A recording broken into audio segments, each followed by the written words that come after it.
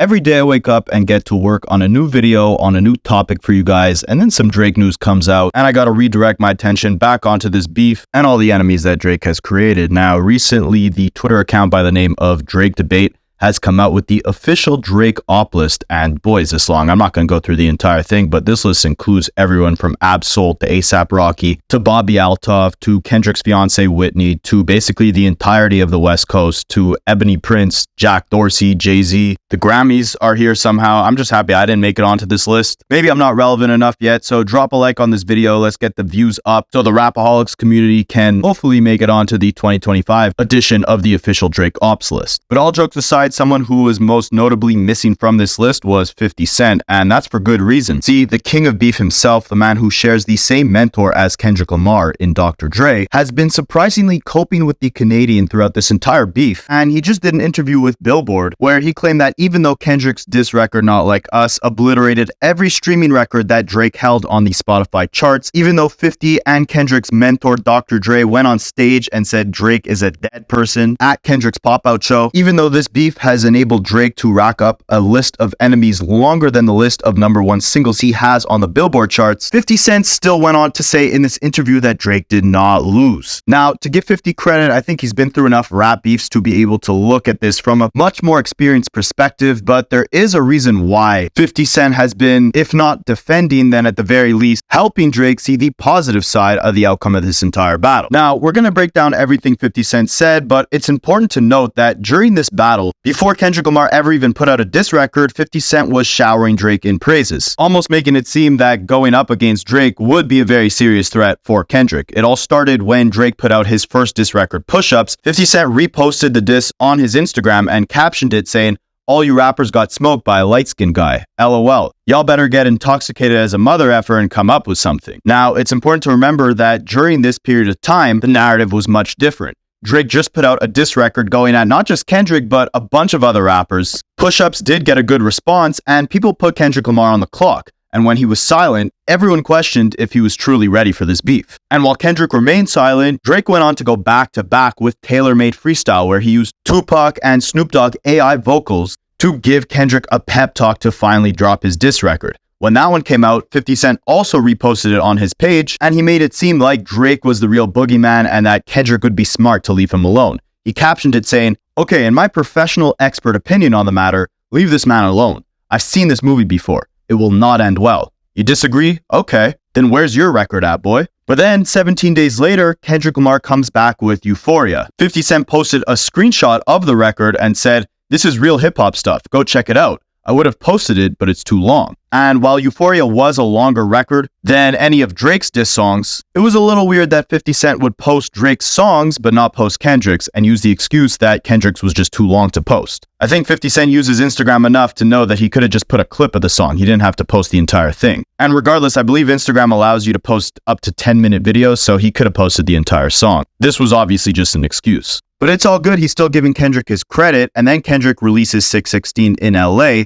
50 Cent also posts a screenshot of that record, not the full record, and said, "Oh, it's lit. Kendrick won again. I heard Drake got a bomb waiting though." And it's interesting because where could 50 have heard that from if it wasn't from Drake himself? And it likely was from Drake himself because later that day, he dropped what he thought would be his red button with Family Matters. And 50 Cent reposted the song, not just a screenshot of it, and put the caption, "I told you guys to leave him alone. Now he's spinning on y'all. Everybody must unalive." So I guess 50 thought that Family Matters was enough of a bomb to destroy Kendrick and everyone else that Drake was going up against. And in the Family Matters music video, Drake was even rocking a chain that said G-Unit on it. Not to mention, in his Push-Ups record, he even said that people got him out here talking like he's 50. So at the very least, Drake was paying a lot of homage to 50, and 50 was appreciating the shoutouts and the diss records, so he spoke highly of them on Instagram. But 30 minutes after Family Matters, Kendrick released Meet the Grams. This completely stomped on Drake's whole rollout of the music video, the diss track, of everything, and 50 Cent went back on Instagram and said, "I'm behind over here. Kendrick done fired twice. I gotta really listen to this stuff. Hip-hop, we are the culture." So it was just a little odd that throughout the entire battle, 50 Cent would repost Drake's records. He wouldn't post Kendrick's. Instead, he would just post screenshots. And once Kendrick dropped Meet the Grams, 50 was like, "All right, I'm behind now. I haven't listened to Kendrick's records yet." But somehow he knew in advance that Drake was about to drop a quote-unquote bomb on him. And then a couple months later in July, 50 Cent and Drake were seen at a club in Toronto, and 50 Cent would post pictures with Drake on his Instagram with the caption saying, "Brainstorming last night, me and Drake. Gonna get the movie rolling. Biggest thing on your TV. Greenlight gang." So things start to align now, as we could see that Drake and 50 Cent obviously are about to pursue some sort of business venture in television together. 50 is a smart businessman at the end of the day, so he obviously knows that by speaking highly of Drake or not framing it like Drake is losing in any capacity, especially with that opinion coming from someone as vetted as 50 is within rap beefs, then it obviously helps Drake's reputation and furthermore helps both 50 and Drake sell their television series to a larger audience. Plus, I'm sure Drake's not going to sell his life story to you if you're just all over Instagram saying he got destroyed in a rap battle. And later that same month that 50 linked up with Drake in Toronto, he also did an interview with The Hollywood Reporter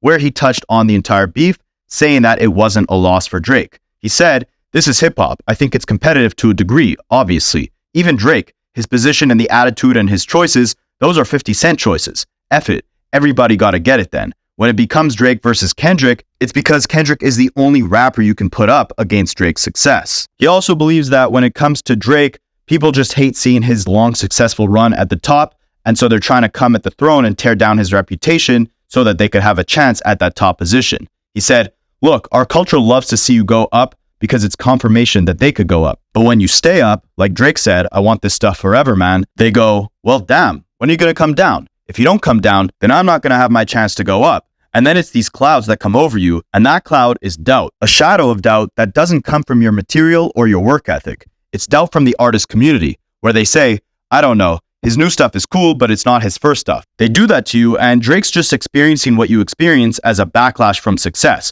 from the consistency he's delivered over and over. I don't see a loss for Drake. The people who bought Drake's material are going to buy Drake's material when his next song comes out." And 50 was saying, unlike what Kendrick did to Drake, when 50 goes at his enemies, they really lose everything.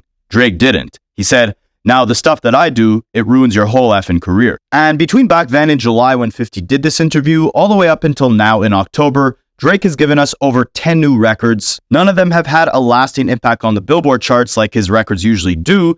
Meanwhile, Kendrick just announced that he's going to be performing at the 2025 Super Bowl. A lot of Drake's moves and success after this beef mirror the outcome of Ja Rule's career after his beef with 50 Cent. So with 50 having first-hand experience on this matter, has his opinion on Drake changed today compared to where it was a couple months back in July? Well, again, he did a recent interview with Billboard where he spoke on the beef again, as well as a bunch of other really interesting things about his career, his legacy, his respective beefs, and a lot of other stuff. So let's unpack it all. So 50 started the interview off speaking on longevity. If you guys didn't know, 50 Cent just wrapped up his most recent tour, and he became the second rapper, ironically after Kendrick Lamar, to gross over $100 million on tour. The only other rappers who ended up breaking that record as well were Drake, Nicki Minaj, and Travis Scott. So let's put it into perspective here. 50 Cent is over 20 years into his career. He hasn't dropped an album in almost 15 years, and he's still pulling in as much money from his tour as the biggest active rappers are today. So Billboard asked him, "What do you think of having this discography that's been able to transcend generations? For me, I was 10 years old when Get Rich or Die Trying came out, and that's like the soundtrack to our lives. To now, we got careers, jobs, money to spend. You did $100 million on your world tour last year." 50 replied by saying, "It's cool. You don't usually have artists that sustain themselves this long in our culture. Hip-hop has a low attention span, and it's out with the old and in with the new repeatedly. There's even a point where they'll create a resistance for you. You have so much consistency, even when there's not a break in the material, they'll ask about your record and say, 'That's good, but it's not like his first one.' And you don't get a second chance at a first impression." That's what the artist community does to the artists that are already in pocket. They want to see you go up, but they want to see you come down. Because if you don't, how am I supposed to have my chance to go up? And again, this echoes his statements crystal clear from July when he spoke on Drake, the entire beef, and how everyone's trying to paint the narrative that Drake lost in order to see him lose that number one position that he's kept for so long. And this is when he starts bringing up Drake. The interview didn't even ask about Drake, but I guess all that talk about longevity led 50 to think about the current position Drake's in, so he proceeded to say, Drake's in that same position right now. They're trying to resist the music because he put out some things that are dope. I say a lot of things on social and they get upset because they look and go, I'm automatically supposed to be on Kendrick's side because of my association with Dr. Dre. And I love Kendrick, but I'll say it to you, I didn't see where what Drake did was whack at any point. They're giving Drake the, oh, you're whack, you're finished. I'm like, nah, come on. That's the system trying to make some sort of resistance, and it's from the consistency. When you win consecutively, that part of the hip-hop demographic wants you out of there. I started to feel the resistance for the Curtis album. Now, what he's referring to here is the fact that 50 Cent's third album, Curtis, came off the heels of two of the biggest hip-hop albums of all time, Get Rich or Die Trying and The Massacre. Each of those albums sold over 5 million copies in the US, spawned a bunch of hits, but now it was 2007, 50 Cent was allegedly suffering from writer's block, his singles weren't hitting the same way that his singles from his earlier albums were, and he was gearing up to drop his third album, Curtis. Simultaneously, a massive shift was happening within hip-hop to the point where one of the greatest veterans, Nas, declared hip-hop as dead. Trap music was emerging with guys like T.I., Gucci Mane, and Jeezy beginning their long runs in the mainstream. Jay-Z, the biggest rapper in the world, had bowed out of the game and retired. And you had his protege, Kanye West, blowing up in the mainstream with a completely different aesthetic and style of music than we had ever seen before. The exact opposite of the archetype of what 50 Cent was. Kanye was vulnerable, he was into art, he was into fashion, he rocked a pink polo, he never sold drugs, but instead he worked at the Gap. His mother was an art teacher or an English teacher, I forget what. His first single was about Jesus. He never talked about killing anybody. The cover to his first album was him in a bear costume. Meanwhile, the cover to 50 Cent's first album was him standing with a massive bullet hole surrounding him. So you could see the aesthetic of both of their personalities was vastly different. There was a vast contrast. So with the rise of Kanye West, with this complete shift in the norm of what a mainstream rapper should look like and sound like, by the time 50 Cent was gearing up to drop his third album, he wasn't necessarily in the same good graces with mainstream hip-hop fans as he might have been 4 years prior with his first album, Get Rich or Die Trying. And that's what 50's saying here, in that he was on top for so long. The type of person that he was within his music was accepted as the norm within mainstream hip-hop for so long that now when something new comes along, people were very quick to discredit 50's new work, or if it didn't hit like that first album did, then the narrative would be like, oh, this guy fell off. So 50's basically saying Drake is in that same position where he's been on top for so long. After 15 years, now he's making albums that might have not been as successful or hit the same way that a Take Care did or Nothing Was the Same. So people are much harsher on their criticisms of him, and everyone's kind of quick to come up with an excuse to get him out of that top position. Now, in 50 Cent's case, he did feel that sense of urgency to continue fighting for that top position. The same way Drake did when he chose to take on that challenge of battling Kendrick Lamar. In 50 Cent's case, it wasn't an actual rap battle, but it was a sales battle. He moved the release date of his album Curtis to the same day that the newcomer Kanye West was about to release his album Graduation. They were both supposed to face off and see who would sell the most copies. 50 Cent said if Kanye West sold more than him, he would retire and never make music again. Obviously that didn't happen, but they did have a legendary sales battle and Kanye West did end up outselling 50 Cent by about 300,000 copies in the first week, which marked that massive shift in the sound of mainstream hip-hop. And 50 touched on that in this interview when the interviewer asked him, with you and Kanye West facing off in 2007, what do you remember about that time? Because it represented two different sectors of rap. 50 said, we made the highest sales week for hip-hop culture, doing that and being competitive. People that were participating as fans were buying more than one copy of it because of the competitive side of it. When you look at it, we had to stand together to face off, but we never had an issue. That was his quote-unquote break album that broke him in. If I was trying to combat that, I would have went on tour with him because I had all the material from the Get Rich or Die Trying album, the Massacre album, all those massive albums that worked ahead of his Graduation album had already drawn form. I was already much bigger than him, he just had that one record. Basically saying if they went on tour around that time, if he really wanted to show the world, look, I'm much bigger than Kanye West, he would have went on tour with him. Kanye wouldn't have had as many massive records as 50 Cent would have at that time. And even though Kanye had outsold him that week, by doing a tour together around that time, 50 Cent would have still showed the world, like, look, he might have outsold me with this album, but he's at the top of his game right now. He doesn't have the longevity or the collection of hits that I do. And the interviewer responded by saying, that's some Art of War stuff right there, 50. It represented two sides of rap back in 2007, with 50 being the street dude making hit records and Kanye's representing the high fashion with a different production looking for a stadium status. 50 said, anything that was less aggressive. Look at the College Dropout or the themes of his records versus Get Rich or Die Trying, The Massacre, and Curtis. My albums were a lot more aggressive, but they gave him all the trophies. They would rather hip-hop be what he was at that point. He was like, F that, Beyonce's supposed to have that. I'm like, yo, they be tweaking. But I don't think anybody's been through more or have more reasons to fall apart than Kanye. The success of his project comes, and his mom passes away.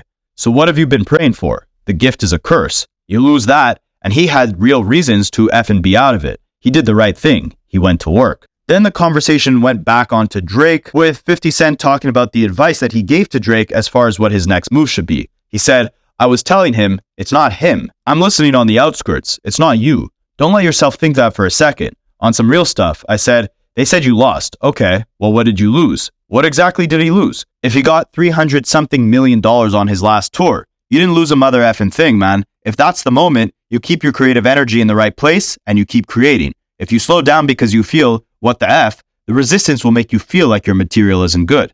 Then you got to figure out how to keep pushing, how to keep creating, because that's what it feels like to you at the moment. That stuff was good for hip-hop. It made both of them create quality material faster. And while I do agree with 50 in the sense that Drake shouldn't let the loss of this battle necessarily dictate how he's going to put out music in the future, and he shouldn't overthink it, because then the insecurity just builds up and it becomes harder and harder to channel that creativity, because you just feel like you're trying to prove yourself or impress or play catch up so that you can appease the general public. But at the same time, while yes, he should keep it pushing, he shouldn't let it affect his creativity. He should still channel that creativity and just focus on getting bigger, on putting out better music. I do think you gotta accept when things are changing. And I think Drake is the best person in hip hop to do that. He understands the youth. He understands the different shifts in the overall landscape of music. That's why he's been able to stay around for so long and evolve so much and still continuously put out hits, is because he stays tapped into what's new and what's resonating with the younger generation, and he finds a way to incorporate it into his world. But this draws a lot of parallels to the 50 Cent and Kanye West battle back in 2007. Back then, people were looking for an exit route for 50 while they were trying to embrace Kanye West, this nerdier, more artsy, more down-to-earth, less aggressive guy, as the top guy in hip-hop. If 50 Cent didn't accept that he lost that sales battle to Kanye back in 2007, if he didn't accept that shift in the overall sound of hip-hop, who knows if he would have been able to adapt as well as he did and shift his creativity onto the next project or venture, like his television series that ended up making him way more money than his music ever did. The parallel between that and the Drake and Kendrick battle is that there was a clear shift in hip-hop after this battle as well. Drake has been at the top for years, but as a result, lyricism, subject matter more rooted in issues within society, full-length cohesive projects, and a lot of what defined hip-hop in its early days was replaced by melody-focused records, quick hits, songs tailored for streaming services or TikTok, a lot of things that Drake pioneered with his rise to the top. But with this battle, we saw a big shift, a shift very similar to the shift that we saw when Kanye West outsold 50 Cent. A shift that focused on people caring about dissecting bars again. A shift that focused on placing value on rappers who actually have morals and values and stand for something beyond just money, cars, fame, notoriety, and women. Not saying that Drake only stands for that, but his rise to the top has allowed hip-hop to become diluted with rappers who have tried to focus on what has made Drake so big, which is setting the bars aside for more club-focused, melodic approaches to records. Kendrick winning this battle showed us anything, it's that people actually care about quote-unquote real rap and want to see that return to the forefront of the mainstream. So while Drake shouldn't take this loss as an indicator that people no longer want to see him in one of the top positions within hip-hop, he should take it as a sign that people still appreciate strong lyricism and quality craftsmanship and musicianship as much as they care about those club-tailored hits that Drake has been dominating the charts with over the last decade. So yeah, Drake shouldn't let any insecurities of losing this battle affect his creativity, but he should acknowledge the shift within hip-hop that we saw after this battle, and like I've been saying for months now, he should focus on crafting a quality body of work similar to his earlier records that focus more on vulnerability, introspection, and putting a lot more effort into his lyricism. 50 Cent kind of echoed these same sentiments that lyricism made a comeback with this beef, but he also still gave Drake a lot of credit, as he said it was about the lyrics, but that stuff was on another level. The effing Good Kid Mad City van in the video, that stuff was a mystery. Everything was tied to something. I was like, what the F? That wasn't in hip-hop before that. Before that battle, I do not remember this was the car from this and that was that. Everything that was a part of it was some other stuff. It was almost encrypted. Yeah, again, he's acknowledging that people were focusing more on the messaging within the music than they had been before this beef ever happened. But simultaneously, he wasn't really crediting Kendrick for that. He was more so crediting what Drake did in his Family Matters music video for that. The interviewer then went on to say, then they're making some crazy allegations against each other. Do you think you lose the battle once you get on the defensive? I thought Drake lost his footing a little bit there. 50 replied by saying, when you say something that isn't true, and the person wants to defend themselves, they encourage. The public likes that you're vulnerable because it matters to you that it wasn't true and they jump on you. That's like Meek Mill. When they say Meek is fruity or homosexual with Diddy in the situation now, it's how he responds to it that makes people talk about it more. It gets bigger and bigger and it turns into a thing going on out there. You don't hear one thing about French Montana, and French was in that circle and around that a lot. Not one thing. And Meek stuff is all over the place. It's the way that they respond to what people say about them publicly. They feel like, that bothers you? If you say anything, then they start harping on that harder. They want the fight to continue. And yeah, while it's true, the more you feed into something, the more people have a reason to continue pressing you on it. Like, if I just responded to every negative comment under these videos, you guys would have a much bigger narrative to run with about anything negative that you said about me. But if I only focus on the positivity, I don't feed into the BS, then the negativity that you throw at me gets forgotten much faster than if I fed into it. But at the same time, Drake getting on the defense wasn't necessarily him just fighting back against these allegations. It was him acknowledging Not Like Us was the biggest record to come out of this beef, and I almost got to get on damage control at this point and make sure that the public doesn't actually believe the allegations that Kendrick threw at me. Not only does it shine more spotlight and allow people to harp on those allegations even more, but it also shows that you're in a bit of a position of weakness where you feel like this diss was valid enough to center your next record completely around it. Like, we never saw Kendrick responding to any of the allegations that Drake made about Whitney or about Kendrick abusing her. Instead, he just focused on putting out the next diss record and making that one better than the last one. And indirectly by doing so, not only did he win the battle, but he also made everyone forget simultaneously about the allegations that Drake threw at him. So to me, it's a little weird that 50 Cent didn't really touch on this. He only really spoke about why it's a lose-lose for Drake to defend himself, while simultaneously only crediting Drake's performance within this battle. And if you couple that with him only sharing Drake's records throughout the battle and making the narrative before Kendrick ever dropped a diss track that he was kind of scared and that Drake was destroying everybody, it does seem like there is a little bit of a bias there to me, especially considering the fact that he only spoke about Kendrick in this interview to say that people thought he should automatically be on Kendrick's side because of his association to Dr. Dre. But then he proceeded to say that he doesn't think Drake lost it all and gave him credit for putting the Good Kid Mad City van in his music video, even though it wasn't even really the Good Kid Mad City van. With someone who has usually taken the underdog position in rap beefs, with someone who has been a part of so many different rap beefs, with someone who has done exactly what Kendrick did to Drake's career, to so many other rappers' careers himself, it's weird to me that 50 didn't seem like he was looking at this from the most unbiased, objective perspective. Like, on the other hand, another hip-hop veteran, RZA, one of the leaders of the iconic hip-hop group Wu-Tang Clan, who, just like 50 Cent, seemingly should have no association to either party within this beef, or at least not enough of one to come in with an unbiased perspective. He also just spoke on this beef, and in my opinion, he had a much more clear, accurate response to the entire situation. As he had said, while both MCs are amazing lyricists, Kendrick is a natural lyricist, while Drake is more like a trained lyricist. He compared it to a fighter training tirelessly for a match, but for Kendrick, the ability to craft layered, scrutinizing, intense diss records at a fast pace comes a lot more easily or naturally than it does for Drake. So going toe-to-toe with Kendrick would require either a lot of training or a lot of catch-up on Drake's end if he really wanted to compete on the same level. He said the battle for bar was something that was just not good advice on Drake's camp. And that's not to discredit Drake, that's just looking objectively at things. Drake can likely construct a bigger hit record much more effortlessly than Kendrick can. But Kendrick could perform a technical rap performance at a much higher level much more effortlessly than Drake ever could. I said that in one of the first videos I ever posted on this channel when Kendrick just put out Like That. He just put out the first verse of this entire battle. I said that Drake would be stupid to go up against him, because at that point he still had an exit strategy. Kendrick kind of just threw a couple subliminals or warning shots at him. He didn't necessarily have to respond. I said that if he does end up responding, he's going to get himself into a lyrical bloodbath that I don't think he's ready or capable of handling. And we saw that when Kendrick put out record after record, 30 minutes after Drake would put out a record, and eventually Drake kept saying in his diss records that he was about to go on vacation, or that this was a nice lyrical exercise for him that forced him to pick back up the pen. And I live in Canada, so naturally I'm surrounded by a lot of OV hoes, and when Kendrick first put out that Not Like Us record, people were giving every excuse in the book for why it was a bad look for Kendrick, saying that he was just a hater, that he had so much anger in his heart for Drake, that he just had to throw out these records back to back. But that's what the essence of this battle should be about. And I said from the beginning, I don't think Drake is equipped for something like that. We saw it with Pusha T when Drake quickly tapped out of that battle. And I think the moment Kendrick put out that Like That verse, where he threw some warning shots saying F the big three, it's just big me, Drake should have, if he was smart and calculated, realized that it would take a lot of effort and exhaustion on his end to try and go toe-to-toe, bar for bar with Kendrick on a technical level, throwing out diss tracks one after the other, and still be able to compete at the same level that Kendrick was. But obviously 50 Cent felt differently, and let me know in the comments, do you guys think 50 was just coping for Drake? Do you think it's just because they have maybe a TV show on the way and 50 doesn't want the public to think that Drake looks bad after this whole battle? Or do you think really it's because Drake is the underdog in this situation and 50 empathizes with that and recognizes that Drake's efforts in this battle were just as strong as Kendrick's?